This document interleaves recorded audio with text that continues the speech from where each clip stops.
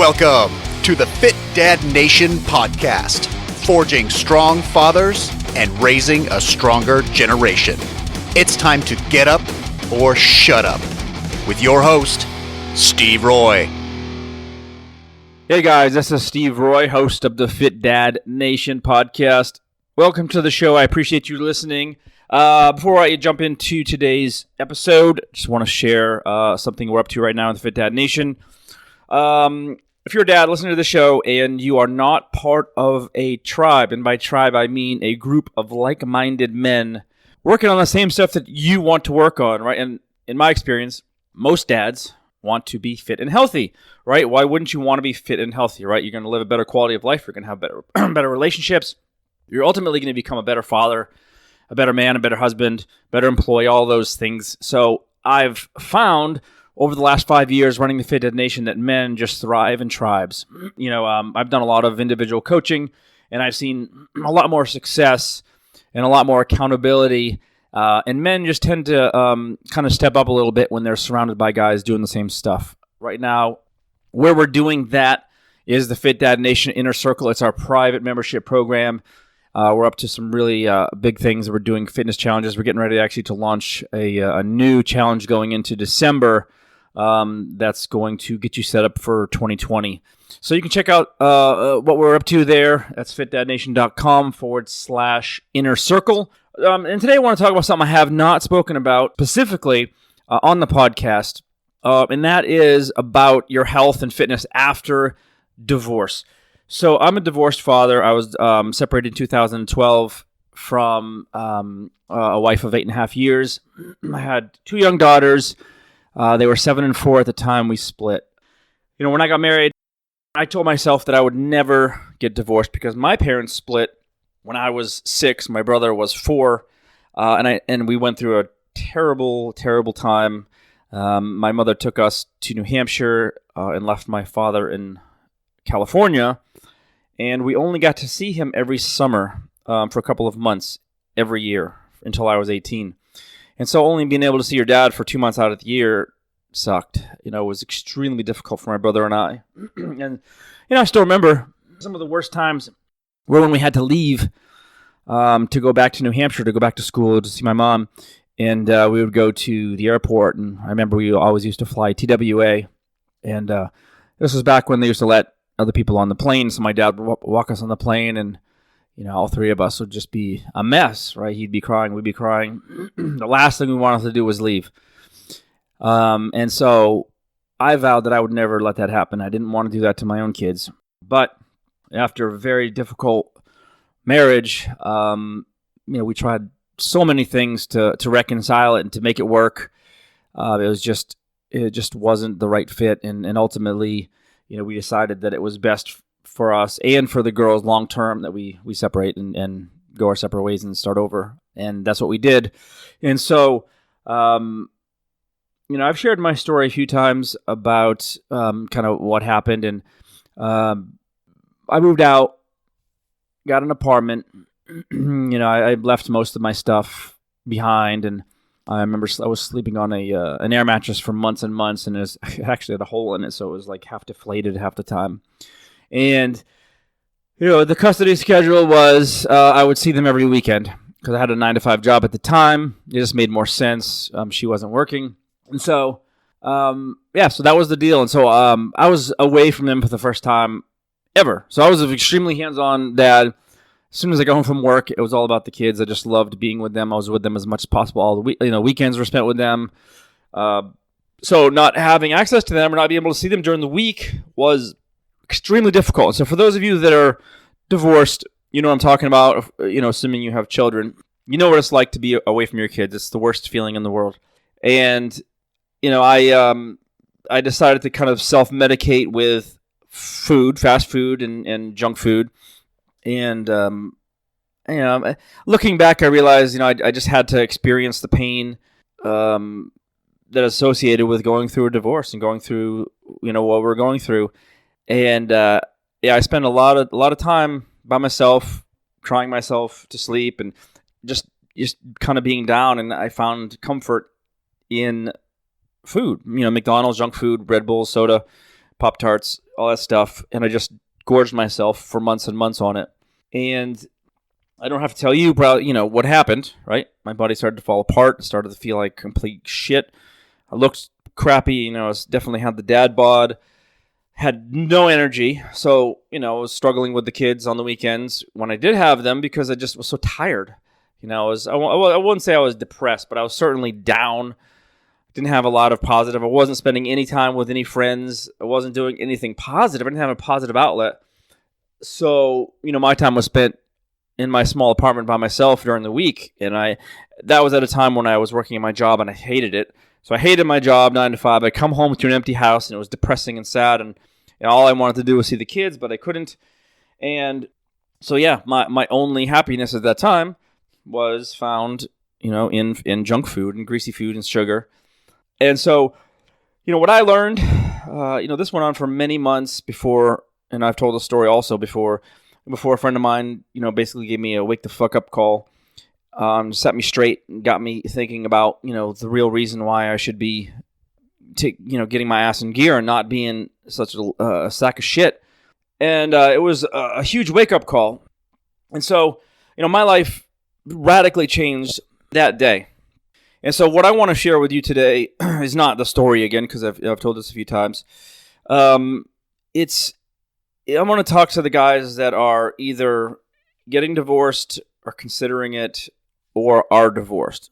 Now, I started this business in 2014 as something called Single Dad, Fit Dad. I created it kind of a play on words for Rich Dad, Poor Dad, the popular book. So Single Dad, Fit Dad was my idea to help single dads get their health back. And so I started this after I made the change. So obviously I was in no condition to create anything to help anybody right after my divorce. But after, I want to say 9 months, a year, and some change of working on myself, really, honestly revamping my entire life from the inside out. I felt like it was my job to help other dads do the same thing. I've been, in the coaching business for a very long time, and my desire to help other dads avoid or at least overcome what I had was really strong. So I started that, and so for the first year and a half of my business, I catered exclusively to single dads. Unfortunately, business-wise, it just wasn't working. I just found that too many single dads weren't in a position financially and emotionally to invest in themselves.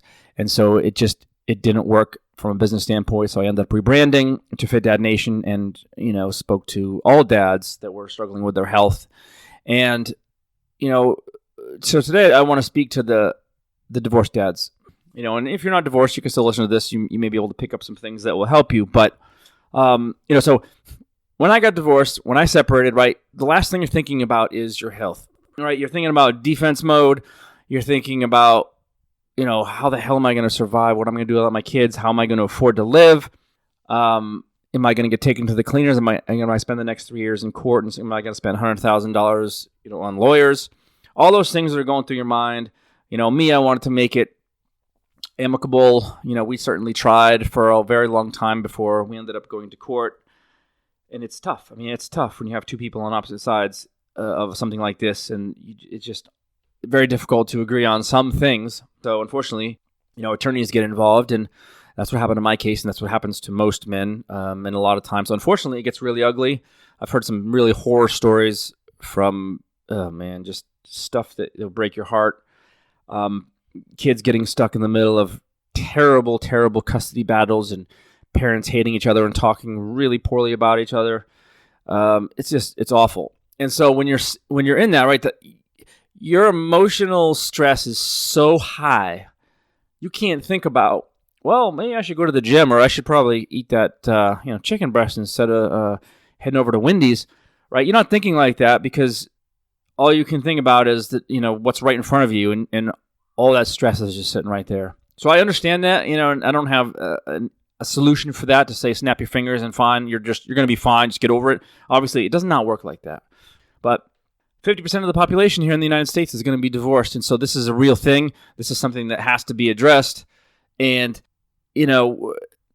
I'll say that, you can look at it a couple of ways, right? So going through a divorce can be the absolute worst thing in your life. And for most people, it is initially, right? I mean, it really is. But on the other side, you're getting divorced for a reason, right? And you have to look at it like, okay, you're getting a fresh start. You get to start over and become the person that you want to be. Maybe your spouse was holding you back. Maybe, there's a million reasons. It could have been a very toxic environment. But you get a completely fresh start, and you can, basically get a new lease on life. And it's an incredible opportunity to live the life that you want and you deserve. So I'm a big, big believer in quality of life. Like, I talk about that a lot on social. It's extremely important, and it's not just health, right? Obviously, that plays a big part in it, but you have to enjoy what you're doing. You have to enjoy your life, right? And so, getting fit and staying fit is going to play a big role. And so I want you to remember that when you start going through something like a divorce, or let's say you're divorced right now and you're struggling, because I've heard from so many guys, I'm in a shitty place, man. I don't know what to do. I just have no energy. I have no motivation. I don't know what to do.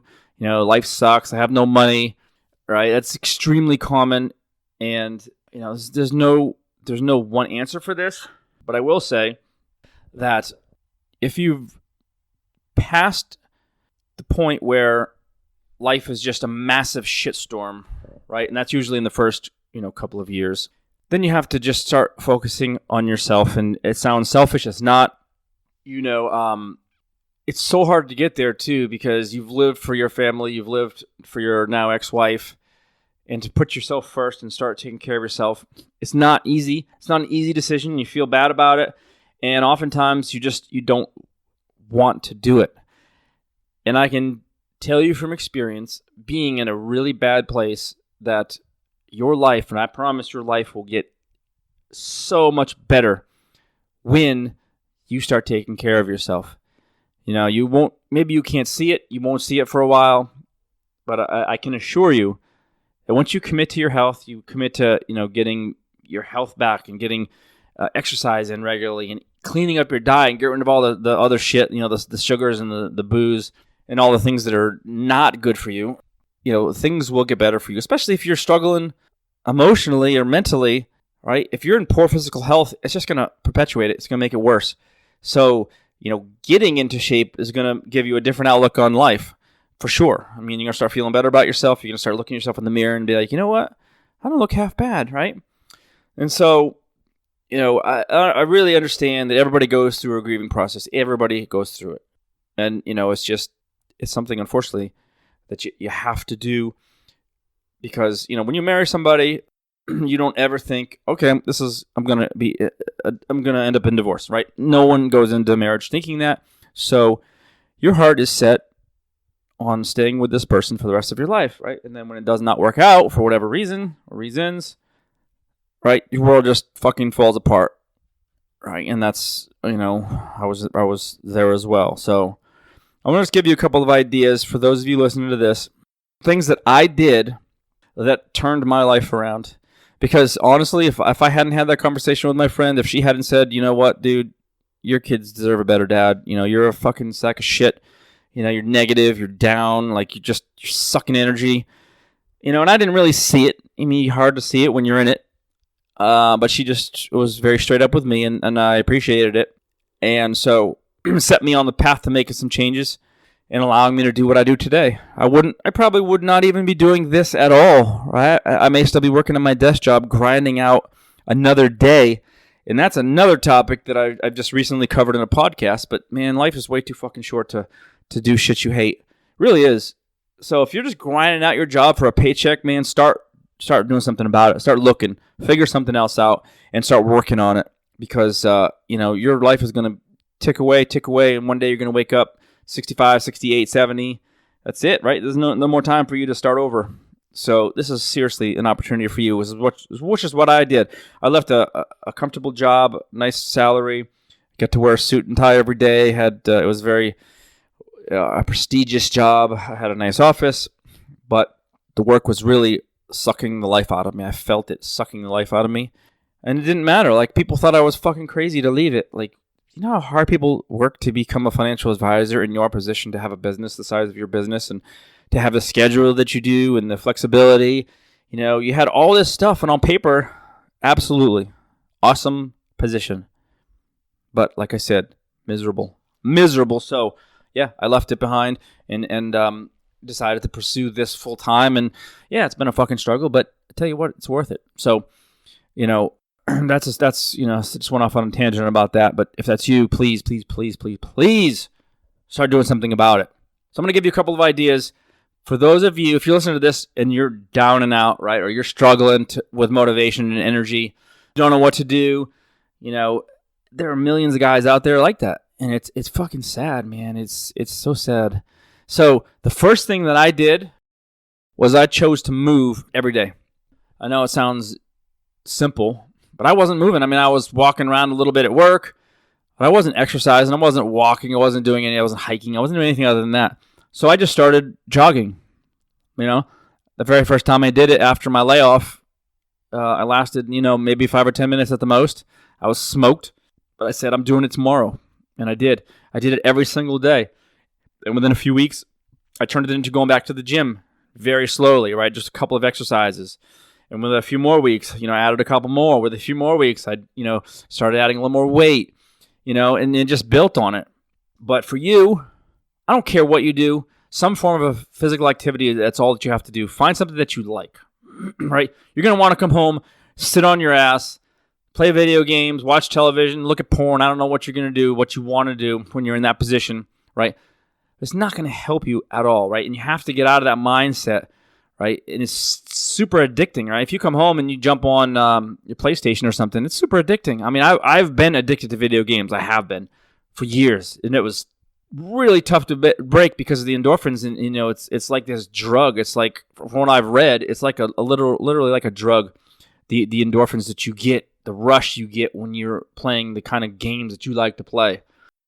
So anyway, carve out 10 to 15 minutes a day to do something, right? Whether it's just to walk around your neighborhood, you jump on your bike, take a short hike, you stroll with your dog, whatever it is, you play tag with your kids, anything to get moving, but you have to do it every day. And I found that if you use just a piece of paper, right? Get a calendar, a paper calendar, put a couple of to-dos on there. One of them is moving every day. Put a big red X through it every day that you complete that. Or a black X, whatever. You can use black and red for days you do and days you don't do it. At the end of the month, you're going to look at that piece of paper and you're going to see a few red X's. You'll see some black X's, and you're going to realize, shit, I only did, what I was supposed to do, 40% of the time, right? It's kind of a slap in the face when you look at it like that. But if you don't mark it down, you have no idea, right? You're like, oh, I've been pretty active this month. It's been a pretty good month, right? But when you actually have the data to support it, then you look at it and say, oh, shit, man, I'm slacking. I'm not doing enough. So move every day, regardless of how you feel, right? You're not going to want to do it. Believe me, you don't want to do it. I didn't want to do it. I really didn't want to do it. But I just did it because I knew I had to do it for myself and for my kids. Second is stay away from booze, right? I've never really had an issue with alcohol, but a lot of guys do. It's just, it's just a depressant, right? You may think you can escape reality a little bit. It takes the edge off. You feel better, whatever. It's not helping you. It's not helping you. So I'll just say, you don't have to give it up forever. That's stupid, right? But give it up for a short time. Commit to 30 days. Commit to 60 days. I know the guy at 1 Year No Beer. I did an interview with him a while back, and he's got a couple of challenges, shorter challenges, not a year, but shorter challenges that are literally changing guys' lives. And I'll put a link in here because it affects so many other areas of your life when you're drinking. And even if you don't think you have a problem, maybe you don't, and it's fine. But just cutting that out, replacing it with water or something healthier, huge win there. So right after that, I would say, let's look at your diet.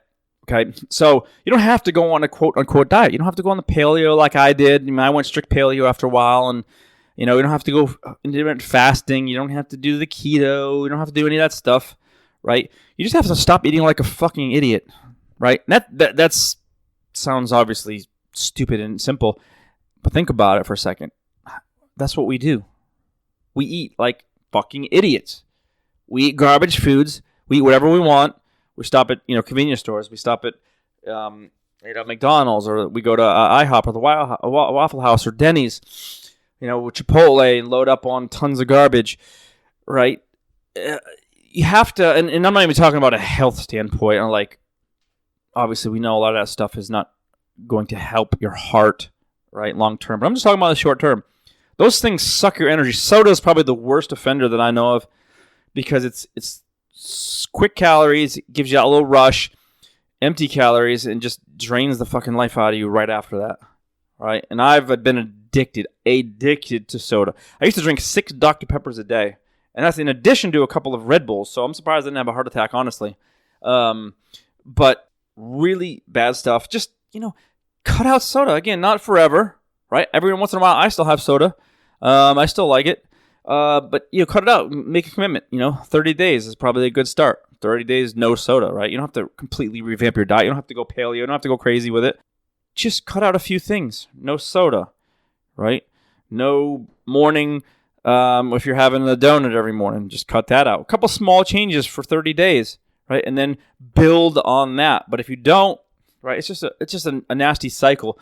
And, I lived it, so I would come home and I would stop at McDonald's and I would get the number one meal. That was a Big Mac meal with fries and a Coke, but I would get a chocolate shake instead. And I'd get an apple pie with it. And I'd eat that thing so fast. I'd eat it in my car, actually.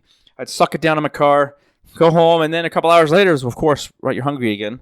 So I would eat whatever's in my cupboard at the time, when that was Pop-Tarts, crackers, Fritos, cheese and chips and salsa. Trying to remember now what was in there. Frozen pretzels, Hot Pockets. That was basically my diet. Pasta with some sauce maybe. Once in a while I'd have a burger, but nothing really good. So, you'll be surprised at how much your mindset changes towards the outlook of your life when you clean up your diet and you start making better choices and you start actually feeling better, right? And once you can control that, once you have some control over that stuff, and a lot of times when we get divorced, we feel like we're powerless, right? I'm fucked. My attorney, I'm getting fucked here. I have to pay out through the nose. I'm not going to be able to see my kids when I want to see them. You'll feel better when you start making small changes to your diet. So start there. Start moving every day. A few tweaks, 30 days. That's your challenge, okay? Here's your basics. This is what I want you to do every single day.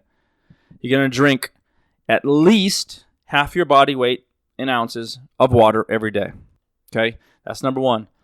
You're going to get 7 to 8 hours of sleep, and I know you can't control this. You can't make somebody sleep. So I have a whole episode on sleep. I'll link to it. But I have some great ideas on how to get better sleep because I've struggled with it for years. I think I've shared the story before, but when I was 19, I was living alone in this really shitty little apartment up in New Hampshire. I lived right across the street from this graveyard, and it wasn't a great part of town, but I was paying, what was it, $85 a week I paid for this. And it was on the second floor. It was a secured building, but the doors weren't great by any means. So anyway, I'm sleeping in one morning. It was a Saturday or Sunday morning, I don't remember.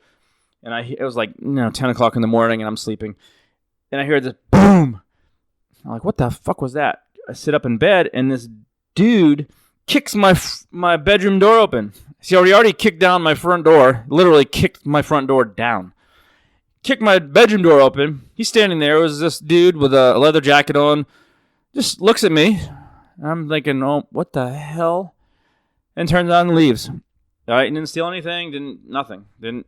He was looking for somebody. I'm assuming maybe he thought I was sleeping with his girlfriend. I have no idea. But that was it. But anyway, they never found the guy, and it kind of shook me up a little bit. But ever since then, I've been a very light sleeper. So I've had to use a lot of these tricks myself to get better sleep. All right. So those are the basics, right? Taking a multivitamin and then setting some small fitness goals. And I really believe that setting that 30-day goal on a piece of paper with X's, red X's, black X's, is going to be huge. A couple of other things that are going to make a massive, massive difference.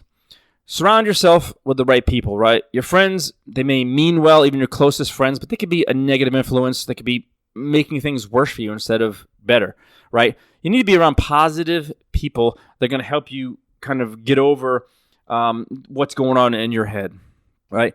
Sitting at home like I did, I used to watch sad movies over and over and over and just, be upset. I was just living in that. And I wasn't calling my friends. I would never went out. And yeah, of course, that's a shitty environment. I was doing it to myself, of course.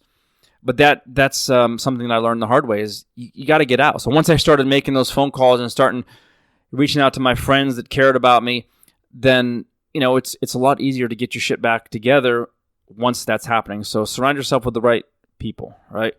Get outside. That's my huge one. Sitting in an artificial environment all day long, whether it's your office, whatever you're doing for work, coming home, sitting in front of your television, the same thing. Just get outside, get some fresh air. It's so, so important. I've got a whole episode on outdoor exercising, some ideas. Love outdoor training. I got a bunch of videos on how to use different parks for working out. I've got this video on how to use these rocks that I found in this rock pile to get a really good workout. So it's an amazing feeling to get out there and just, make it a point, do it.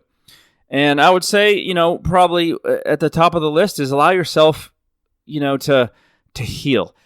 Going out and getting wasted with your buddies or getting drunk at home or whatever, it's not the answer to your problems, right? After a divorce, you need time to heal, and sometimes it's years. That's normal. I mean, you have to let yourself feel that pain. You can't mask it with booze. You can't cover it up by, turning into a fucking asshole or trying to bang every chick you can, right? That's not going to help you, right? You may feel good about it in the short term, but you gotta just be in the moment. Let yourself be sad. It's not unmanly to cry, right? That's extremely common. It's part of the process. It happens. So, check your ego at the door. A lot of us have it. Just forget the ego and realize that if you allow yourself to have those emotions, you're going to just be able to work through it a lot better, right? And for me, not so much when it happened, but when they got a little bit older is, talk to the kids, right? I mean, they were so young that, we made it into something really positive. So we tried to say, okay, well, here's what's happening. Mom and dad are going to be living in different places. You get 2 homes now, you get 2 Christmases. So we tried to really put a positive spin on it because I did not want it to, the last thing I wanted was for them to be scarred, although, who knows how much they are, in fact. But that's not what we wanted. But my parents, my father hated my mother and wasn't quiet about it. My mother was a little bit more quiet about it. She was a little more, I would say, mature about it. But, when you get your kids taken away from you, and, back then, this was back in the 80s. Actually, this was in the 70s. Late 70s. It was so much different, right? Mothers had pretty much most of the rights, and, she basically said, I'm out of here. I'm taking the kids, and not much you can do about it. And so, he kind of got screwed there, and yeah, he was extremely angry and bitter, and I understand it, but I don't ever want my kids to see that. And so, have those conversations with your kids.